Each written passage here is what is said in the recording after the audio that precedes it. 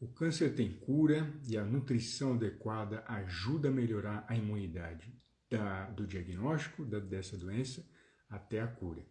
Bom dia, hoje vamos iniciar nossa live sobre transgênicos e câncer. Existem muitas dúvidas sobre o transgênico sendo utilizado na nossa alimentação.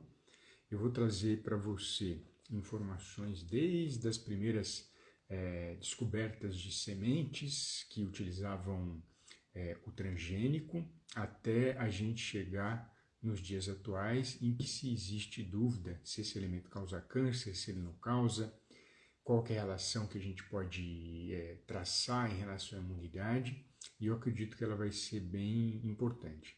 Então, assim que você for entrando, me dá um sinal de que se você está ouvindo bem, se você está conseguindo me ver aqui. Eu vou deixar escrito que hoje a nossa live é sobre o transgênico e câncer. E fique à vontade, se quiser participar ao vivo comigo aqui, vai ser um prazer responder a sua pergunta dentro dessa temática. Então vamos lá. Quando a gente fala de transgênico, a gente precisa lembrar dos primórdios da produção dos alimentos, né? Então, há 100 mil anos, a gente começou a domesticar os vegetais e domesticar os animais. Vamos usar esse termo. A gente começou a desenvolver a agricultura. O homem na Terra tem como início há 2,7 milhões de anos, ou seja, de 2,7 milhões até 1945, o homem nunca utilizou agrotóxico na plantação, nunca utilizou uma substância química com esse poder, com a intenção, como é vendido pelas empresas de agrotóxicos, de produzir mais alimento. Então, a nossa realidade, a nossa origem é uma produção de alimento mais natural. E aí começou o seguinte, eu vou começar a olhar o meu roteiro aqui para não me perder. Em 1913, existia um agricultor nos Estados Unidos chamado Wallace, que ele estava participando de um concurso de milho, e quando a gente fala de milho, a gente precisa lembrar de transgênico, e esse concurso de milho em 1913 nos Estados Unidos era para ver quais teriam as melhores espigas, as espigas mais bonitas. Então, o que ele fez? O que aconteceu em relação a esse concurso do milho, em relação à vitória, as pessoas ganharem esse concurso. Era um milho maior, com mais grãos, né, e espiga mais bonita. Ele percebeu que para ele ganhar esse concurso, ele precisaria cruzar milhos para ter como fosse o produto, né, do milho filhote, do milho descendente, daquele cruzamento, melhor. E aí ele começou a desenvolver o que a gente chama de milho híbrido. O que é um milho híbrido, Alexander? Ou o que é um ser vivo híbrido? É aquele que não produz descendente. Exemplo, se você pega o cavalo, e ele pode dar origem, junto com o jegue fêmea, ao burro, se for macho, e a mula, se for fêmea. Tanto o burro e a mula são estéreis, são híbridos. Então, indiretamente, se você pega um burro e uma mula e cruza, não gera descendente. Essa ideia foi desenvolvida lá em 1913 pelo Wallace, porque ele percebeu que cruzando teriam descendentes mais bonitos, mais fortes, porém existe um problema nessa questão do híbrido, que é o seguinte: o agricultor sempre pega uma parte da sua semente para poder plantar. Então ele guardava uma parte da semente e plantava no outro ano. O problema da questão do híbrido é que você torna refém aquele agricultor daquela produção. Então, por exemplo, se você tem um milho híbrido e você planta, ele dá uma espiga bonita. Mas se você pega a semente desse milho híbrido, ela não produz mais descendentes. Então, diretamente o agricultor, ele fica refém daquela empresa que produz o híbrido. É um cuidado que a gente sempre tem trazido por questão de segurança alimentar ou do acesso ao alimento, como a gente sempre fala. Mais tarde, em 1945, a Monsanto, que é uma empresa extremamente conhecida e forte no mundo, na parte de produção de agrotóxicos e semente, ela começou a utilizar agrotóxicos na plantação, com a ideia de que se utilizasse agrotóxico haveria uma maior produção de alimentos.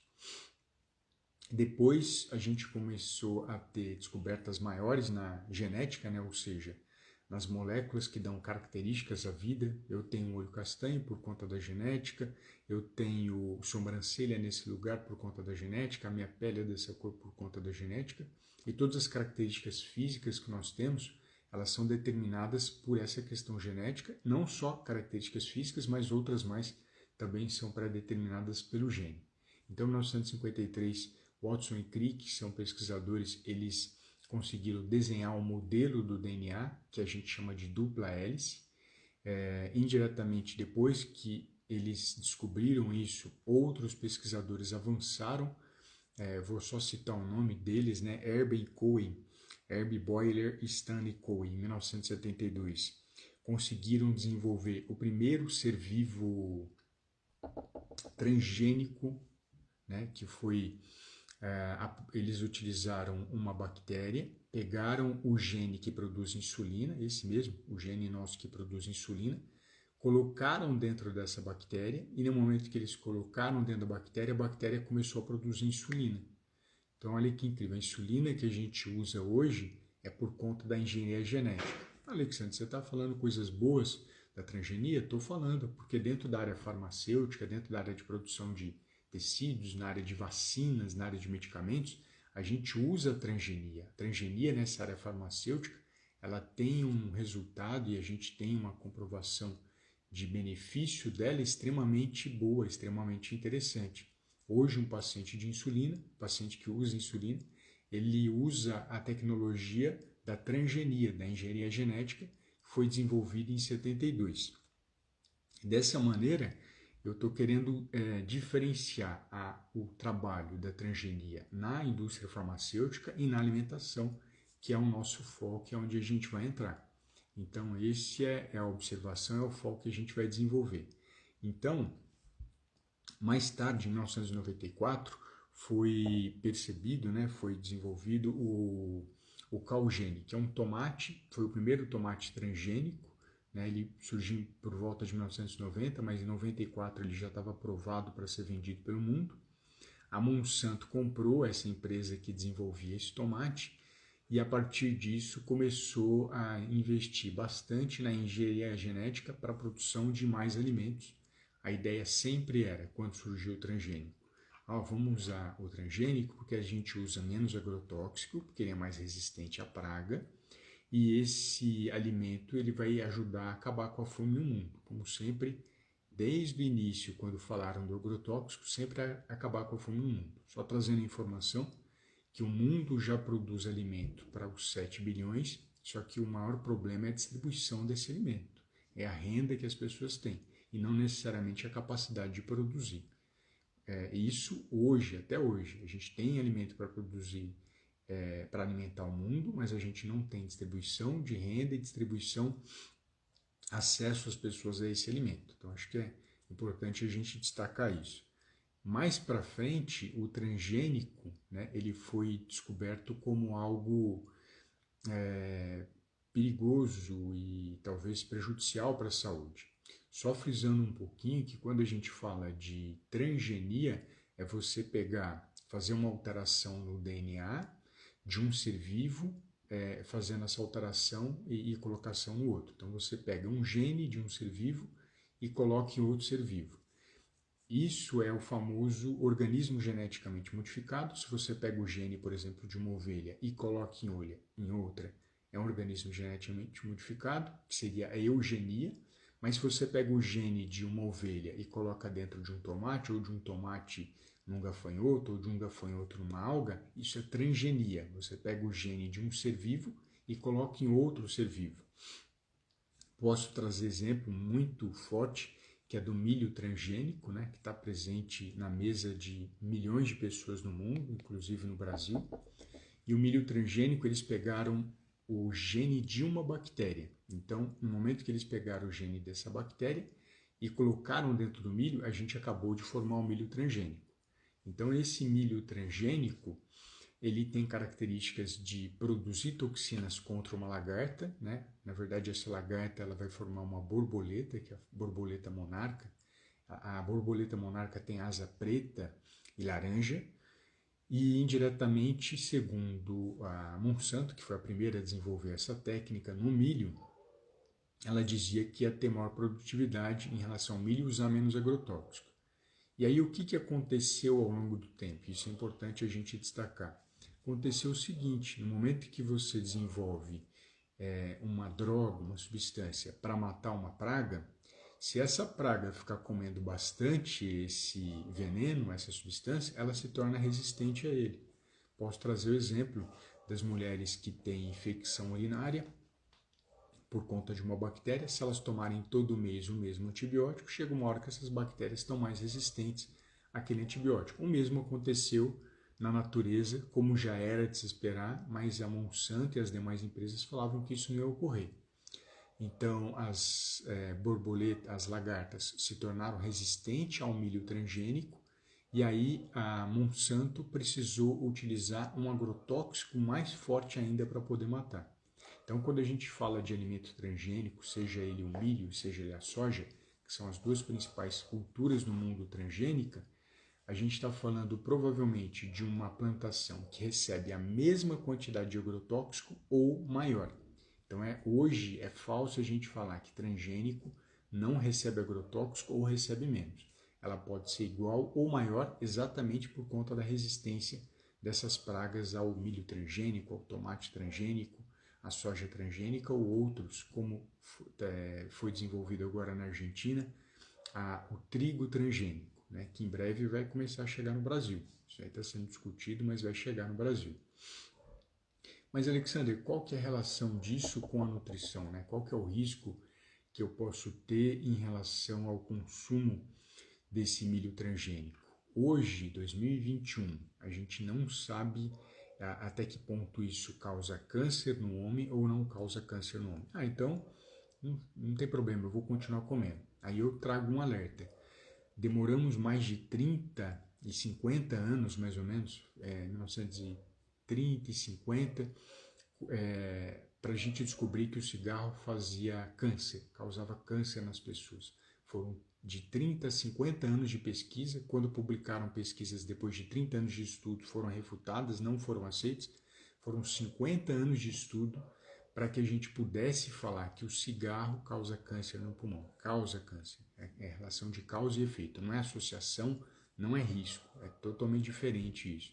Então, hoje a gente já sabe, é divulgado por todos os ventos, né, pelos 4 cantos, que o câncer ele tem uma força muito grande se a pessoa fuma. Tanto que isso é uma pergunta comum no consultório.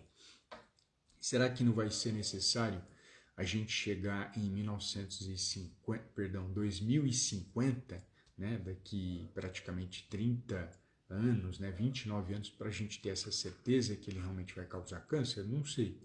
Então, eu pessoalmente sempre tenho utilizado o princípio da precaução, tanto para pacientes com câncer, como para pacientes sem o câncer, que é o seguinte: a gente não tem certeza até que ponto o milho transgênico e a soja transgênica eles possam trazer câncer para você. Pelo princípio da precaução, que meu código de ética da nutrição permite, se eu não tenho certeza daquele método, daquela tecnologia que está sendo utilizada para produzir o alimento, eu posso sugerir para o meu paciente não consumir. Ele decide se é o melhor ou não, mas eu tenho essa liberdade de fazer essa sugestão para ele, visto que a gente não tem segurança sobre esse alimento, se ele vai ser adequado para a sua saúde, se ele vai causar câncer ou não. Pode ser que a gente vai chegar em 2050, e eu espero que esse vídeo esteja vivo em 2050, que a gente perceba que realmente não tinha problema algum. Chegou em 2050, a gente percebeu que não tinha problema algum de saúde em relação ao consumo de milho transgênico, soja transgênica. Aí o que eu fiz hoje? Eu tive um exagero de recomendação, mas o meu exagero de recomendação, o meu exagero de preocupação com você, ele foi no sentido de proteger a sua vida, porque pode acontecer também da gente chegar em 2050 e as pessoas perceberem, nossa, olha, aquelas pessoas que comeram milho transgênico e soja transgênico desenvolveram câncer.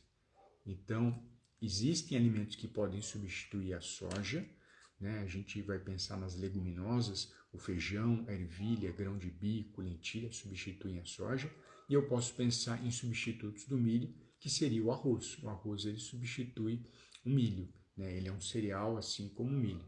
Dessa maneira, eu ofereci uma alternativa para a pessoa e ela não teve nenhuma deficiência nutricional por conta disso. Isso é importante que seja destacado.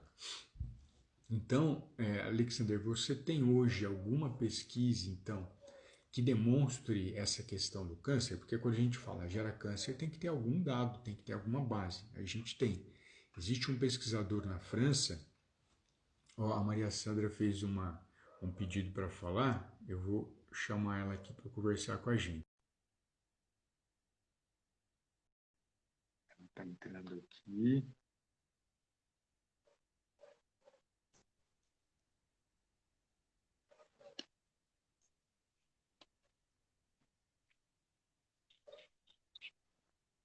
Maria Sandra.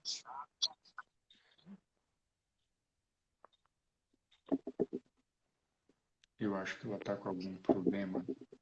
Maria Sandra.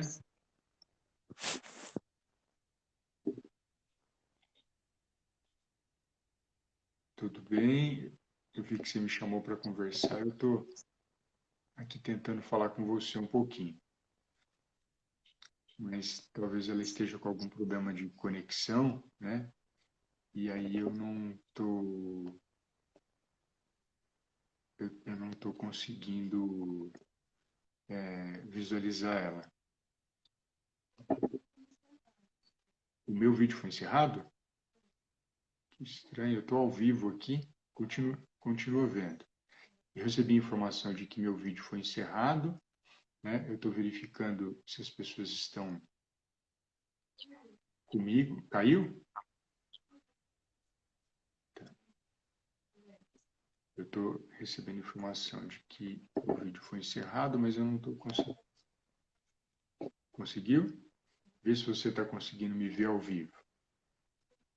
Que legal. Teve um probleminha aqui na conexão, que a gente teve o vídeo encerrado, né? Mas ele, na verdade, não foi. Ele continua aqui presente, eu estou conseguindo ver vocês. Eu tinha chamado a Maria Sandra, que ela fez o convite para participar, mas voltou ao normal e a gente está de volta aqui para conversar. A tela está dividida em dois, Pri? Tá, né? Que eu estou com dificuldade aqui. A tela dividida em dois, que eu tinha chamado a Maria Sandra, mas ela não me respondeu aqui. Maria Sandra, se você estiver ouvindo, dá um oi para mim, para que a gente possa conversar, ou encerra o vídeo e volta de novo. Opa, ela encerrou e voltou. Maravilha. Então, estamos aqui de volta. Quem quiser fazer pergunta ao vivo, essa é a oportunidade, né? De manhã você já pode conversar diretamente comigo e fazer perguntas sobre o tema que a gente está abordando, que é o transgênico. E aí eu fiz uma pergunta retórica, né? Alexander, tem algum indício, algum caminho que fala que o alimento transgênico causa câncer? A gente tem. E veja que interessante. A gente tem um pesquisador chamado Seralini, que na França ele fez uma pesquisa no qual ele ofereceu milho geneticamente modificado, natural, né, sem a presença de agrotóxico. Depois ele pegou o milho com agrotóxico e o milho com transgênico e agrotóxico. Então são três situações. E um milho convencional, que era o que não tinha transgenia, não tinha agrotóxico e não tinha nada disso. Então eram 4 tipos de milho. Depois de 2 anos de pesquisa, ele estudou 2 anos. Não estudou 90 dias como a Monsanto e as empresas estudam, viu? Ele estudou 2 anos, porque durante 90 dias os ratinhos, os animais não apresentam alteração. Mas quando você utiliza 2 anos, aí começou a ter essa diferença. E qual que foi a diferença? As ratas fêmeas que consumiram milho transgênico durante 2 anos, tanto a que consumia milho com agrotóxico, quanto que consumia milho transgênico, e em especial que consumia transgênico e agrotóxico, desenvolveram câncer, em especial naquelas do transgênico. Desenvolveram tumores na mama. Se você olhar na internet, rato com câncer, você vai ver alguns ratinhos brancos na mão, né, de um pesquisador que está usando luva, e você vai ver tumores que lembram uma bolinha de golfe. O tamanho dela é praticamente maior do que a cabeça do ratinho. E vários tumores, não é só um tumor. Então, isso apareceu nessas ratinhas na pesquisa do Seralini. E aí surgiu a dúvida, o mundo começou a se questionar. Será que é saudável comer alimento transgênico? Será que é indicado a gente indicar alimento transgênico? E o mundo ficou preocupado com essa informação. A Monsanto, com medo de perder mercado, ela começou a criticar essa pesquisa, ela tem todo o direito de criticar, e ela não conseguiu provar o contrário, provar que o milho dela, consumido durante 2 anos, não causa câncer em animais. Até hoje, em 2021, ela não conseguiu provar que esse experimento estava errado, que esse experimento era enviesado. Então, a gente começou, a partir dessa data, fazer a sugestão para que as pessoas não consumissem o milho transgênico ou a soja transgênica. Cada um tem liberdade de colocar aquilo que deseja na boca, mas a nossa preocupação é que isso possa ser um problema maior de saúde e possa trazer um prejuízo. Tem uma observação importante que é o seguinte: nem todo milho é transgênico, nem toda soja é transgênica. 85% do milho no Brasil é transgênico, 95% da soja é transgênica. Mas quando a gente fala das feiras orgânicas, até divulguei aqui a página feirasorgânicas.org.br, você tem acesso a milhos orgânicos e a sojas orgânicas. Eu, pessoalmente, já consumi a soja orgânica e já consumi a transgênica, claro, e o sabor é totalmente diferente, né? Olha que incrível. Você já percebe essa diferença no sabor do alimento. Então, é uma opção para as pessoas que realmente gostam de milho, gostam de soja, para o consumo disso. Quando a gente fala milho de pipoca, alguns têm milho transgênico, outros não. O milho verde não é transgênico ainda. Então, existem algumas variedades de milho que não são transgênicas. Normalmente, quando for transgênico, estará escrito na embalagem aquele T amarelo, né? T, é um triângulo amarelo com um T no meio. Quando você vira essa informação, significa que tem transgênico. Qualquer quantidade de transgênico no alimento, eles são obrigados a colocar. Muitas vezes a pessoa não percebe no alimento que ela compra, ela percebe na ração do cachorro. Até na ração que você fornece para os animais, você precisa dessa informação. Então, você pega a ração de cachorro, é muito comum você ver o T de transgênico, né? E a dúvida fica, será que a gente está tendo mais cachorras com câncer de mama porque elas têm uma ração transgênica? A gente não sabe, né? Fica a dúvida. Eu tenho cachorro em casa, um vira-lata, existem rações hoje sem transgênico que têm valores até menores do que aquelas que são transgênicas. Então, é uma opção. Quem vai decidir isso, eu não sou veterinário, não sou especialista na área, eu sou médico veterinário e você. Esses são os 2 principais caminhos, acho que, para você decidir o que é melhor para o seu cachorrinho. Aqui em casa, até para o cachorro, a gente evita oferta de alimento transgênico. Então, a observação que eu quero trazer é para a gente prestar atenção nesses rótulos, para deixar esse princípio de precaução em relação ao alimento transgênico, tanto para quem foi diagnosticado com câncer, quanto para quem não foi. Talvez em 2050 a gente descubra se realmente eu tive um excesso de zelo com você, de falar para não consumir o transgênico, né, porque aí foi provado que não faz mal, ou se realmente eu acertei e falei há 30 anos atrás, a mais, né, desde 2013 que eu divulgo isso, são 7 anos que eu divulgo para ter cuidado com o consumo de transgênico, e aí em 2053, ou seja, 40 anos depois, você descobre que a minha recomendação foi positiva para proteger sua saúde. É importante lembrar que quando eu falo do milho e soja, normalmente a gente faz o óleo, né? Então nos óleos você vai encontrar esse símbolo de transgênico, mas você também pode encontrar óleo de soja orgânico e milho de soja orgânico. Sempre lembrando que o consumo de óleos, a gente fala que por refeição, uma pessoa não consumiria mais do que uma colher de sopa, né? No mês, daria a quantidade de praticamente meio pote de 900 ml. Essa quantidade não deixa nenhuma pessoa obesa, né? Se a preocupação for obesidade. Cozinhar com azeite de oliva altera as propriedades? Altera. Altera sim. Até gravei, eu falei disso ontem na dieta low carb. O óleo de oliva ele tem uma característica incrível, né? E a gente tem óleo de oliva orgânico. O óleo de oliva tem uma característica incrível de compostos fenólicos. Se você abre o azeite, ele já está oxidando. Ah, como é que você sabe disso, Alexandre? Porque é a característica do azeite. Ele é tão sensível, mas tão sensível que a embalagem dele é escura. Então, só da presença da luz ele já começa a oxidar. Se você submete ele a calor, ele oxida mais ainda. Eu sei que alguns profissionais indicam óleo virgem, azeite virgem para cozimento e extra virgem para você usar na salada crua. Eu, pessoalmente, não faço essa recomendação, nutricionalmente falando, porque a gente perde o poder antioxidante dele e os compostos fenólicos. Existe uma redução grande nesse sentido. Mas se você gosta de usar o azeite para cozinhar, aí eu não vou falar da nutrição, vou falar da questão gastronômica. Você gosta, então você use.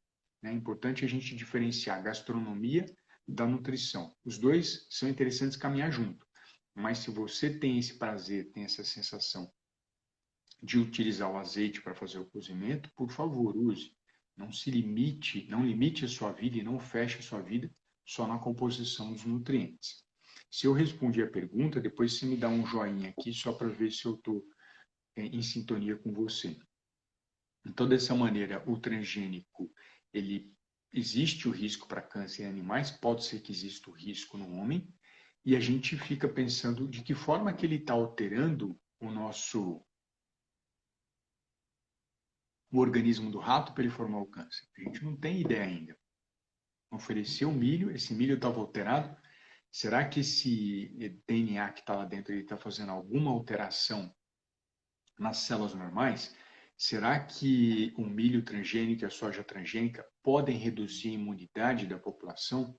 A gente pode ter um risco das pessoas que comem milho, soja transgênica e outros alimentos transgênicos a fazer com que o sistema imune seja pior e por isso está surgindo mais câncer. Lembrando que o sistema imune tem um papel fundamental para que a gente possa destruir células de câncer. A gente usa células de defesa do nosso corpo para destruir cânceres que estão se formando. Será que não foi esse mecanismo de alteração que essa soja, esse milho trouxe? A gente não tem essas informações. O que a gente tem é mais perguntas do que respostas.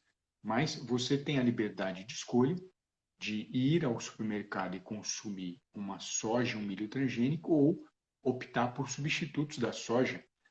Se eu penso, por exemplo, na soja, quem são os parentes da soja? Eu tenho o feijão, eu tenho ervilha, eu tenho lentilha, grão de bico, que ainda não são transgênicos, pode ser que amanhã seja, hoje eles não são. Se eu tenho milho, eu posso substituir pelo arroz. Então, existem opções que podem ser oferecidas. O trigo hoje, ele é não transgênico, mas na Argentina já produz trigo transgênico, então talvez em breve a gente tenha o trigo transgênico aqui no Brasil.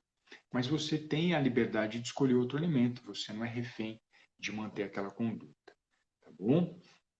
Então, eu vou aproveitar para divulgar para você fazer parte da minha lista do Telegram. Lá no Telegram você tem a opção, né, de receber todo o meu conteúdo e alguns áudios que eu mando para as pessoas de reflexão sobre o câncer.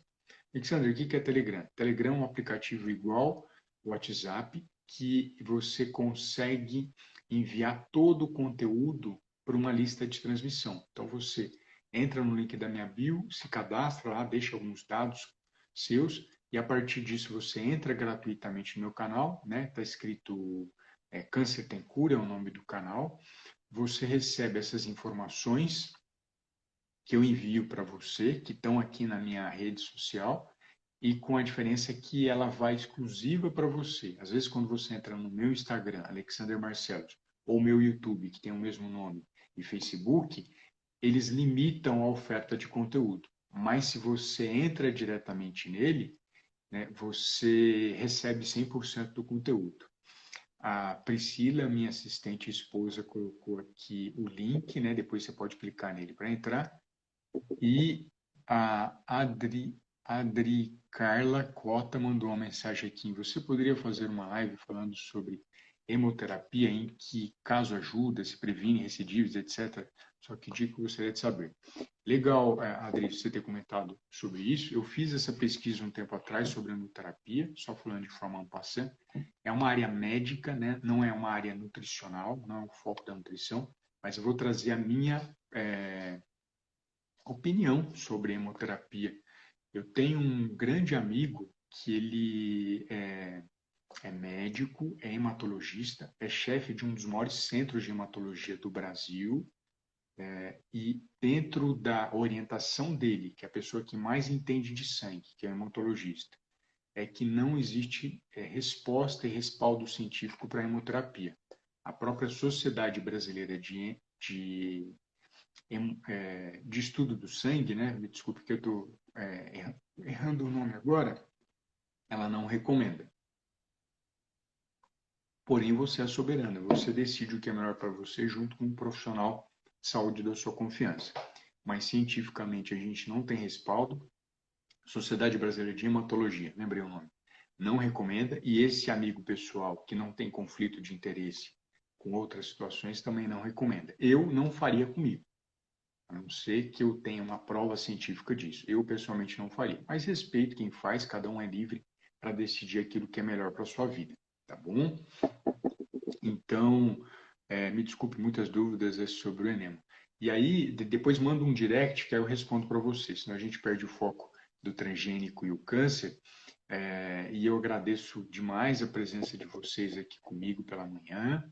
Amanhã a gente tem um assunto importante, que é a questão do câncer genético, né? 5% dos cânceres são genéticos, então acho que é importante a gente falar deles. O que os médicos diagnosticaram na minha história foi o câncer genético, então eu tenho há muito tempo estudado sobre esse assunto e eu acho que é importante as pessoas saberem um pouco disso, tá bom?